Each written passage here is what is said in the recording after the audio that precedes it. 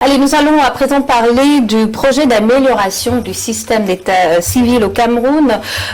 Pour nous éduquer et nous édifier à ce sujet, j'accueille Madame Sophie Mvoué-Nkounou. Elle est chef du projet PASECA. Elle est là ce matin pour nous entretenir à ce sujet. Bonjour et bienvenue sur Cameroun Feeling. Comment allez-vous? Bonjour Madame, merci de nous avoir permis d'être là ce matin. Comment a été la nuit? La nuit était un peu stressante. Mais ça va. Ça va. Alors, quel est l'objectif du projet dont vous avez la charge? Oui, le PASECA, déjà, il faut le dire, c'est un projet qui est issu du programme d'appui à la citoyenneté active, dont le ProCivis, et c'est le volet état civil, étant donné que le BUNEC est donc le bras séculier de l'État en matière d'état civil.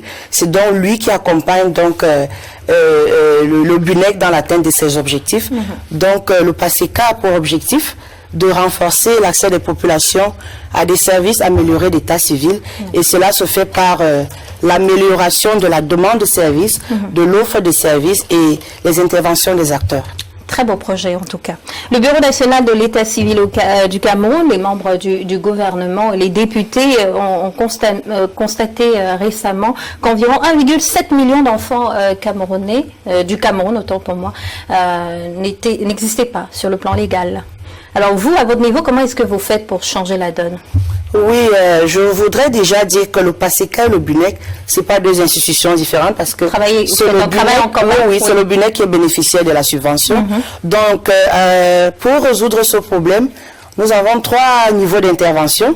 Nous avons déjà les sensibilisations que nous menons sur l'importance de l'enregistrement de faits d'état civil dans les délais prescrits par la loi, les délais de 90 jours. Et donc, nous sensibilisons à cet effet. Et le deuxième point, c'est le plaidoyer. Nous menons des plaidoyers avec le ministère de l'Éducation de base, avec les organisations de la société civile, ainsi que nos agences régionales, les agences régionales du BUNEC, pour essayer de faciliter les procédures de jugement supplétif afin de permettre aux enfants sans acte d'accéder donc à ce document essentiel. Nous menons également des plaidoyers envers les autorités administratives, sanitaires et judiciaires pour harmoniser les frais liés au jugement supplétif et au certificat d'âge apparent. Et comment ça se passe jusqu'ici? Nous constatons que avec tout ce qu'on est en train de faire, les parents ont une certaine prise de conscience parce que à un moment donné, ils sont butés à avoir ce document. Donc, de plus en plus, les gens enregistrent systématiquement les naissances. Alors, donc moi, je viens de donner naissance à un enfant, mais je n'ai pas eu le temps ou je n'ai pas pu établir son acte de naissance du fait de l'absence de moyens. Alors, à votre niveau, comment est-ce que je fais pour me rattraper? Donc, déjà, il faut dire qu'avec la loi de 2011, les délais sont passés de 30 jours à 90 jours, donc 3 mois. Si les 90 jours sont déjà dépassés, vous avez 2 voies de recours. Il y a la réquisition du procureur après les 3 mois. Et puis, après les 6 mois, nous passons dans le jugement supplétif. Donc, il faut saisir le président du tribunal de première instance territorialement compétent. Trafic et contrefaçon font subir des déficits d'authenticité aux actes de naissance.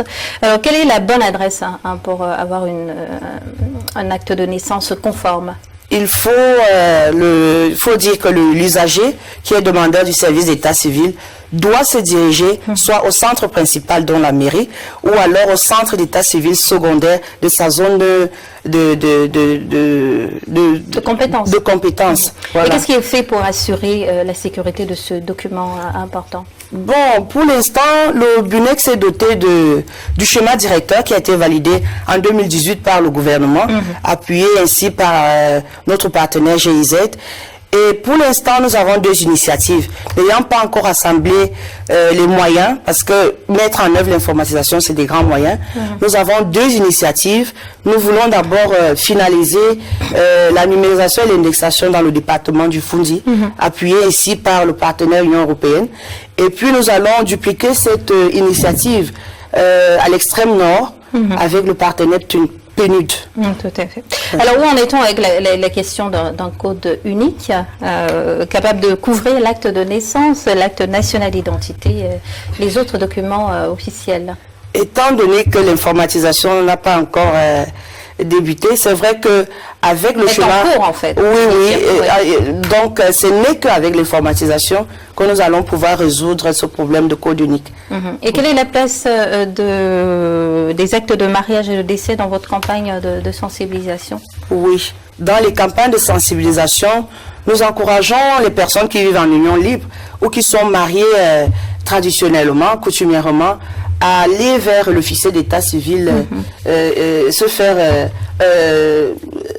un acte de mariage légal. Dûment signé. Oui, et puis pour les décès, nous encourageons également les familles à dresser les actes parce que ça ouvre droit à la succession pour les ayants droit.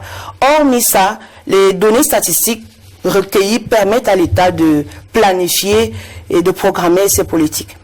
Alors, un dernier mot, je fais comment pour me faire délivrer dans les délais, hein? Parce que vous faites délivrer dans les délais. Alors, on va mettre ça entre parenthèses. Hein. Ouais. Vous savez, moi, j'attends mon acte de naissance pour quitter ce pays. Hein, vous savez. Pour vous faire délivrer un acte, vraiment, vous avez du premier jour de la naissance jusqu'à 3 mois. Et là, l'officier d'état civil est compétent.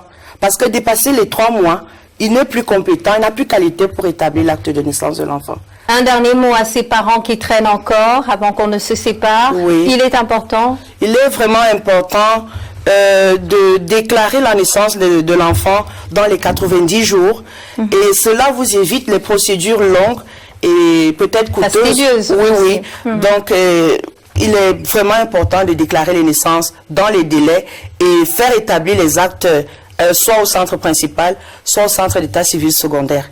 Merci infiniment à Madame Sophie Mvoué-Kouno. Je rappelle que vous êtes le chef du projet d'amélioration du système d'état civil au Cameroun pour une citoyenneté active. Vous passez un excellent week-end. Merci.